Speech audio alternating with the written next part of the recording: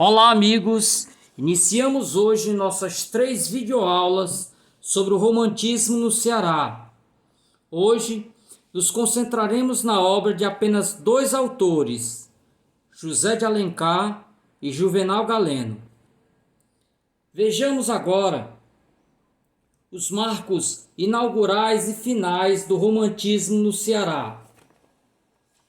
Nós temos o início em 1856, data da publicação da obra Prelúdios Poéticos, de Juvenal Galeno, e o marco final, 1886, com o surgimento do Clube Literário. Aí nós vemos a Quinzena, que era o jornal do Clube Literário. Nós iremos ver nestas 3 videoaulas os seguintes autores. Hoje, Juvenal Galeno e José de Alencar. E depois passaremos a ver os autores byronianos, quer dizer, autores do ultrarromantismo, Joaquim de Souza e Barbosa de Freitas. Passaremos depois aos poetas da abolição, Antônio Bezerra, Justiniano de Serpa e Antônio Martins. E iremos findar com os autores ligados à Academia Francesa, que é uma transição entre romantismo e realismo, e que nós já temos aí os primeiros movimentos contra a onda romântica. Então, pertenceram à Academia Francesa Rocha Lima, Tomás Pompeu, Capistrano de Abreu, Araripe Júnior e João Lopes. Esses serão, portanto, os autores que nós veremos ao longo dessas 3 videoaulas. Então, sem perder tempo, vamos logo ver os antecedentes do romantismo no Ceará. Então, antes mesmo da publicação de Prelúdios Poéticos, nós já tínhamos algumas obras que já traziam os primeiros elementos de romantismo. Uma criação em 1849 por Juvenal Galeno e Gustavo Gorgulino dos Santos, do jornal literário Sempre Viva. Lembrando que este é o primeiro jornal cearense totalmente literário. Outro acontecimento que ocorre antes da publicação de Prelúdios Poéticos é a publicação no jornal Pedro II de cartas de Brás Pitorra à sua sobrinha Inês Sensata, de Pedro Pereira. Aí nós vemos aí um dos exemplares do jornal Pedro II. Então passamos de imediato ao indianismo de José de Alencar. E a primeira pergunta que poderíamos fazer é o seguinte: como encaixar José de Alencar na literatura cearense, levando-se em conta que ele partiu ainda muito criança, né? Com 11 anos incompletos, ele parte para o Rio de Janeiro e lá fez a sua carreira literária, não é? Do início ao final. Então nós temos aqui Dolo Barreira, autor de História da Literatura Cearense, que nos afirma o seguinte, justificando a inclusão de Alencar entre os autores da literatura cearense. José de Alencar, deixando os pátrios lares em tenríssima idade, pois se transplantou aos 10 anos para o sul, aí se formou para as letras, aí viu correr toda a sua vida literária, aí escreveu e publicou todos os seus livros, do Guarani à Encarnação. Entretanto, havia nele, como observa Araripe Júnior, um constante e sincero voejar para os carnaubais da sua terra nativa, consoante o prova Iracema, em que, acentua ele, reina uma comoção tamanha que só o amor do objeto presente ou a reminiscência fortemente impregnada de saudade poderiam bem explicar. Adverte no mesmo sentido Oswaldo Eurico. Messejana é todo um traço de união entre a alvorada infantil e o pensamento distante de Alencar, quando parecia descolorir-se a rosa levada do berço. Foi este que transmitiu ao redivivo anteu da nossa prosa a força das raízes ocultas.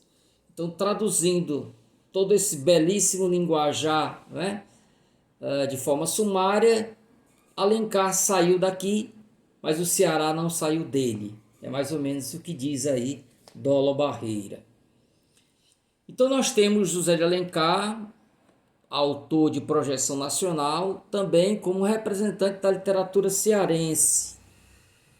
Então, algumas informações rápidas sobre José de Alencar, autor já bastante conhecido de todos nós, né? Então, José Martiniano de Alencar nasceu em Messejana, na época era um município, no dia 1º de maio de 1829, e faleceu no Rio de Janeiro em 12 de dezembro de 1877, portanto ainda bem moço. Além de escritor e dramaturgo, foi também advogado, jornalista e político, tornando-se ministro da Justiça do Segundo Reinado, foi deputado. É considerado o fundador do romance de temática nacional. Em 1940, passa a viver do Rio de Janeiro acompanhando o pai, que seria senador e posteriormente governador do estado do Ceará. Em 1946, passou a cursar Direito na Faculdade de Direito de São Paulo. Em 1948, transfere-se para a Faculdade de Direito de Olinda e forma-se em 1850, já em São Paulo novamente. E fundou na época a revista Ensaios Literários, onde publicou o artigo Questões de Estilo. Em 1854, estreou como folhetinista do jornal Correio Mercantil. Em 1856, publicou o primeiro romance, 5 Minutos, e logo no ano seguinte, A Viuvinha. No mesmo ano de 57, publica o Guarani, que deu a ele o talento, a notoriedade, a consagração literária. Em 1861, elegeu-se deputado, sendo reeleito em várias legislaturas subsequentes. E aí ele começa a sofrer os primeiros sintomas da tuberculose, viaja em 1877 para a Europa, mas não obtém sucesso. Era costume viajar-se para lugares frios. Faleceu no Rio de Janeiro em dezembro de 1877, vitimado pela tuberculose. Aqui eu trouxe uma relação dos principais romances. Ele escreveu também crônicas, estudos críticos, escreveu também teatro, mas eu trouxe aqui apenas os romances, e alguns deles só. 5 Minutos, de 1856, A Viuvinha, de 1857, o Guarani, também de 57, Lucília, de 1862, o Gaúcho, A Pata da Gazela, O Tronco do Ipê, Tio, o Birajara, o Sertanejo e Senhora. Lembrando que boa parte desses romances foram escritos em folhetins, isto é, ele publicava em capítulos curtinhos nos jornais. E agora entrando propriamente no romance Iracema, que é o romance que fala mais de perto sobre o Ceará, né? Poderíamos colocar ainda o sertanejo, mas principalmente o romance Iracema é um romance extremamente identificado com o Ceará. E aí eu trago, confirmando essa cearensidade do livro, a afirmação do próprio Alencar no prólogo da primeira edição da obra. Ele diz: o livro é cearense, foi imaginado aí, na limpidez desse céu de cristalino azul, e depois vazado no coração, cheio das recordações vivazes de uma imaginação virgem. Escrevi-o para ser lido lá, na varanda da casa rústica ou na fresca sombra do pomar, ao doce embalo da rede, entre os murmúrios do vento que crepita na areia ou farfalha nas palmas dos coqueiros. Para lá, pois, que o berço seu, o envio. Então, o berço do livro é o Ceará, né?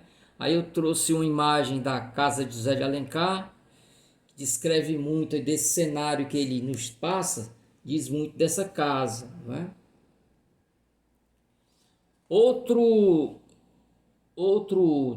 passagem da obra dele, das obras dele que tratam, né, desses bastidores de Iracema, mostrando essa ligação umbilical com a terra, é um trecho de Como e Por que Sou Romancista. Ele diz, em Olinda, para onde ele foi concluir o curso de Direito, né? Em Olinda, onde estudava meu terceiro ano, e na velha biblioteca do convento de São Bento, ali os cronistas da era colonial, desenhavam-se a cada instante, na tela das reminiscências, as paisagens do meu pátrio Ceará. Eram agora os seus tabuleiros gentis, logo após as várzeas amenas e graciosas, e por fim as matas seculares, que vestiam as serras como a araróia verde do guerreiro Tabajara. E através destas também enfunavam-se outros painéis que se representavam o sertão em todas as suas galas de inverno. Esfumavam-se é a palavra que ele usa. As selvas gigantes que se prolongam até os Andes, os raios caudalosos que avassalam o deserto e o majestoso São Francisco, transformado em um oceano, sobre o qual eu navegara um dia.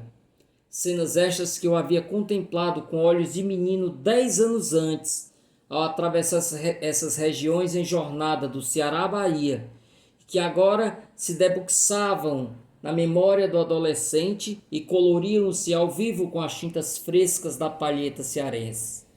Uma coisa vaga e indecisa, que devia parecer-se com o primeiro broto do Guarani ou de Iracema, flutuava-me na fantasia. Aspectos gerais da obra Iracema, né? Como sabemos, ela faz parte de uma trilogia indianista formada pelo Guarani, a obra Iracema e a obra Ubirajara. Sobre o título da obra, Alencar tentou explicar que Iracema era um termo originário da língua tupi que significava lábios de mel. No entanto, essa etimologia foi contestada. Iracema, na verdade, segundo especialistas, significa saída de mel, saída de abelhas, enxame. A palavra é um anagrama da palavra América, né? Quer dizer, você pegando a palavra Iracema e mudando as letras de lugar, nós temos aí a palavra América. Então, isso nos permite, por exemplo, ver a obra como uma representação do drama do silvícola americano, né? Essa relação do novo mundo com o velho mundo, né? Com a Europa. A ação tem início em 1603 e se prolonga até 1611. E é interessante que o livro combina personagens fictícios com personagens reais. É o caso do português Martim Soares Moreno e do índio potiguar Antônio Felipe Camarão. Ok? Para José de Alencar, como explica o subtítulo da obra, Iracema é uma lenda do Ceará, uma lenda que ele mesmo criou. A obra tem sido descrita como um poema em prosa, um romance poemático, um romance histórico indianista, uma narrativa épico-lírica ou uma mitopoética. Então, nós temos aí essa discussão sobre em que gênero se enquadra Iracema. Em Iracema, né, nós temos essas duas personagens, Iracema e Martim, e eles simbolizam o encontro entre natureza, que é a Índia, e a civilização, que é o português. Nesse sentido, Moacir é fruto desse encontro, não é? No entanto, esse encontro também tem o seu lado triste. Iracema morre. E aí nós poderíamos perguntar, a morte de Iracema representaria a perda da inocência edênica, né? O homem que perde o Éden, né, no sentido bíblico, ou então a morte do bom selvagem, no sentido de Jean-Jacques Rousseau, né? Então, Iracema nasce boa porque é totalmente integrada na natureza. Esse contato com a civilização a levará à perda da inocência, representada pela morte. Então nós temos aí um trecho que eu trouxe, apenas um trecho que eu trouxe da obra, para fazer alguns comentários muito breves aí. Então nós temos o texto de abertura da obra que diz o seguinte: verdes mares bravios de minha terra natal, onde canta a jandaia nas frondes da carnaúba. Verdes mares que brilhais como líquida esmerada aos raios do sol nascente, perlongando as alvas praias ensombradas de coqueiros. Serenai, verdes mares, e alisai docemente a vaga impetuosa, para que o barco aventureiro manse resvale à flor das águas. Onde vai a fouta jangada, que deixa rápida a costa cearense, aberta ao fresco terral a grande vela? Onde vai como branca Alcione buscando o rochedo pátrio nas solidões do oceano?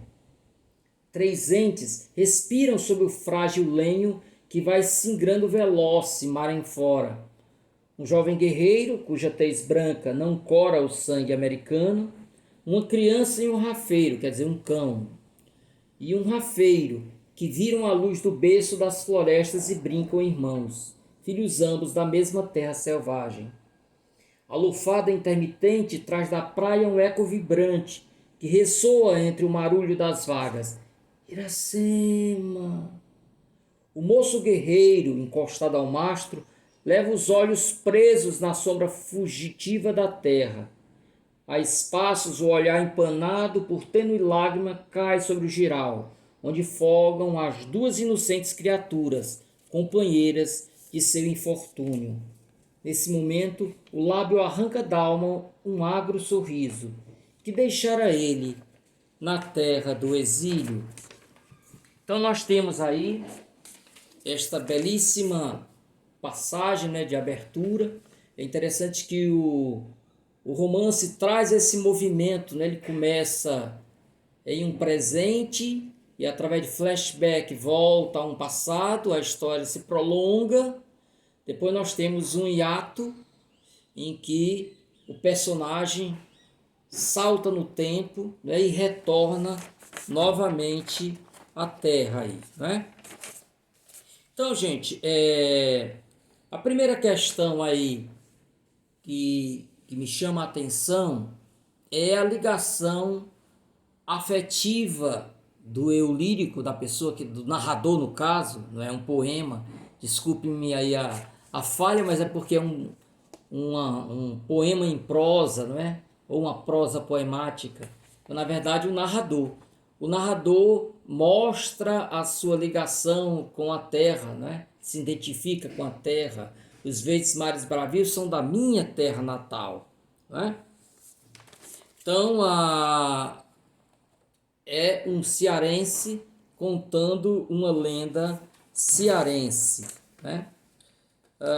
Outra questão que me chama a atenção são os elementos locais que vão aparecer no texto.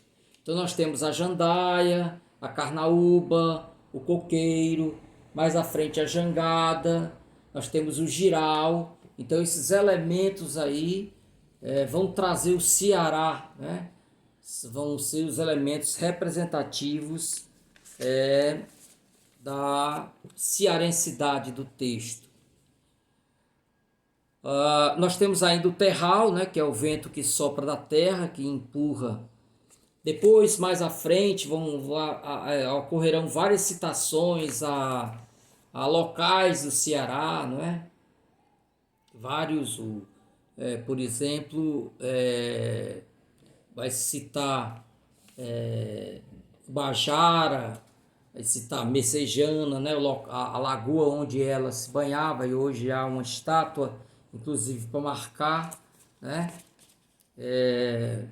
E outros elementos, outras locais, né? Outras paisagens do Ceará.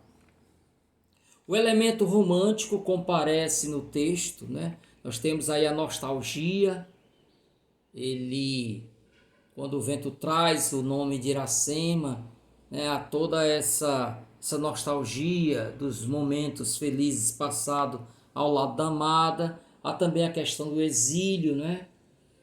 Tão lembrada lá na Canção do Exílio do Gonçalves Dias. E nós temos aí a natureza ligada à dor do eu lírico, não é? Uma marca do romantismo era que a natureza não era mera paisagem, como se vê, por exemplo, no arcadismo. A natureza, na verdade, é um verdadeiro personagem. Ela acompanha, não é, o movimento anímico do personagem. Se ele está triste, a natureza se cobre de luto, né? Se ele está alegre, a natureza é festiva, celebra essa alegria. E aí nós temos a natureza ligada à dor do eu lírico, não é? Ela traz o nome de Iracema. E nós temos também o herói que chora, não é? Nós temos o herói, o guerreiro, mas ao mesmo tempo temos a lágrima. É um breve comentário, mas mostra um pouco de como esse indianismo, né, de Alencar está muito ligada aos elementos, aos elementos do romantismo, né? Então você tem, por exemplo, em obras como Guarani, essa mesma celebração da fauna, da flora, e nós temos esse índio idealizado, né? Esse índio idealizado, ok? Então nós passaremos agora para a segunda parte desta nossa videoaula.